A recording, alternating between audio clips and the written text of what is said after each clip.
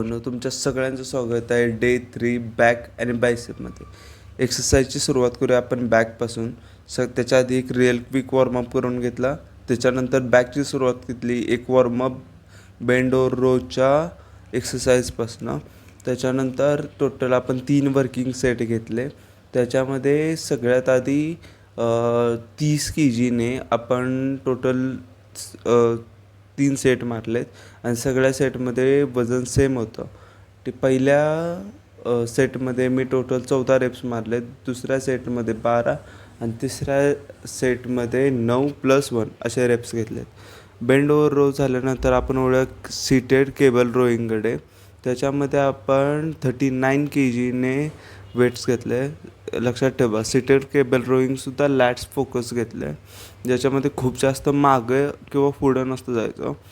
थोडंसं शोल्डर पुढं पुश करून वेट मागं ओढायचं असतं. टोटल 3 सेट, त्याच्यामध्ये मी टोटल 3 सेट घेतले आहेत.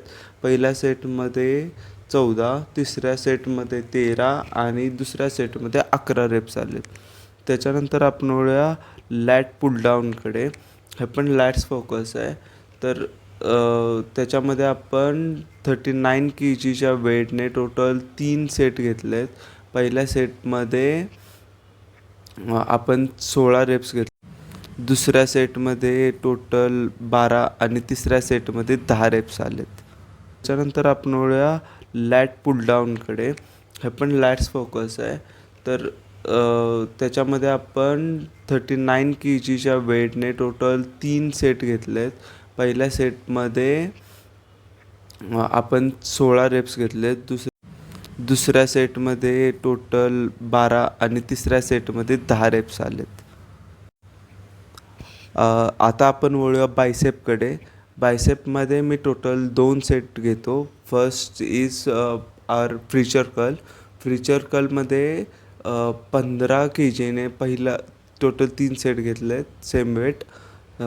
पहिल्या सेटमध्ये आलेत 14 रेप्स, दुसऱ्या सेटमध्ये आलेत 12 आणि तिसऱ्या सेटमध्ये आलेत 11 रेप्स. ठीक आहे. फ्रीचर कर्ल झाल्यानंतर आपण वळूया हॅमर कर्लकडे. हॅमर कर्लमध्ये मी टोटल 3 सेट घेतले, 7.5 kg सेम वेट. पहिल्या सेटमध्ये आले 15 रेप्स, दुसऱ्या सेटमध्ये आले 13 आणि तिसऱ्या सेटमध्ये आले 11 रेप्स. ठीक आहे. त्याच्यानंतर आपण वळूया आपली आजच्या दिवसाची लास्ट एक्सरसाइज म्हणजे हायपर एक्सटेन्शनकडे, जे आपल्या लोअर बॅकसाठी खूप जास्त इफेक्टिव्ह असते. त्याच्यामध्ये मी विदाऊट वेट टोटल 12, 10 आणि 8 रेप्स घेतले. टोटल 3 सेट होते. नमस्कार भावांनो, तुमच्या सगळ्यांचं स्वागत आहे जिम लॉजिकच्या एका नवीन एपिसोडमध्ये. सगळ्यात पहिल्यांदा तर तुम्हाला एक लाईफ अपडेट्स द्यायचे की माझ्या डेली रुटीनमध्ये मी आता 10,000 स्टेप्स दररोजच्या ॲड केलेत, ज्याने की काय होईल, एक तर सगळ्यात पहिली आणि महत्त्वाची गोष्ट माझं हार्ट चांगलं राहण्यात मदत होईल आणि दुसरी महत्त्वाची गोष्ट म्हणजे माझी कॅलरी बनवण्यात मदत होईल, ज्याने की माझी जी बॉडी रिकम्पोजिशनची जर्नी जी चालू आहे त्याला खूप जास्त एक चांगला बूस्ट मिळेल किंवा खूप जास्त चांगली मदत होईल. ठीक आहे. आता त्याच्यानंतर आपण बोलूया की लय महत्त्वाचा टॉपिक आहे की लय लोक म्हणतात, जनरली तुम्ही 500वाले ज्या जिममध्ये जाता तेव्हा लोक म्हणतात, किंवा जे लोक मला पण म्हणले होते की जेव्हा तुझा वर्कआउट होतो त्याच्या 15 मिनटाच्या आत तू प्रोटीन घेतलं पाहिजे, नाहीतर तुझा मसल बिल्ड होणार नाही. आता ही खरं खोटं व्हिडिओच्या आपण पुढं बघू. ठीक आहे. तर सगळ्यात आधी बघू की प्रोटीन नक्की काम काय करतं बॉडीमध्ये. हे लक्षात घ्या, जेव्हा तुम्ही तुमचा वर्कआउट करता किंवा कुठलीही एक्सरसाइज किंवा कुठलंही काम करता तेव्हा जो तुमचा ऑलरेडी बनलेला मसल आहे तो होतो ब्रेक. आणि प्रोटीन काय करतं, तो मसल रिकवर होण्यात, म्हणजे मसल्स जे ब्रेक झालेले आहेत ते परत रिकवर होण्यात मदत करतं.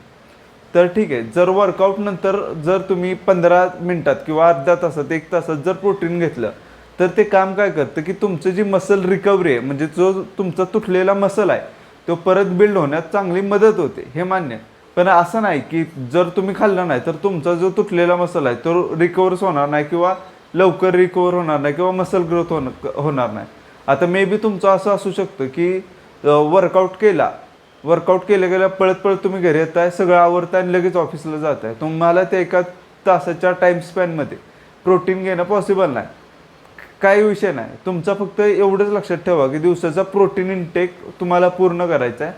आणि प्रोटीन इनटेक पूर्ण करण्यामध्ये किंवा कुठलाही मायक्रोज पूर्ण करण्यामध्ये तर तुम्ही एका प्रोटीन सोर्स किंवा एका सोर्सवर डिपेंड राहू नका. ज्याने की काय होईल, तुम्हाला बाकीचे सगळे न्यूट्रियन्स जसे की मल्टीविटॅमिन्स असतील किंवा कॅल्शियम असेल, मॅग्नेशियम असेल, ते तुम्हाला सगळं मिळत राहील. ठीक आहे. असं कुठलंच फूड नाही आहे जगामध्ये की ते खाल्लं की तुमचे सगळे मायक्रोज तुम्हाला भेटतील. तसं नसतं.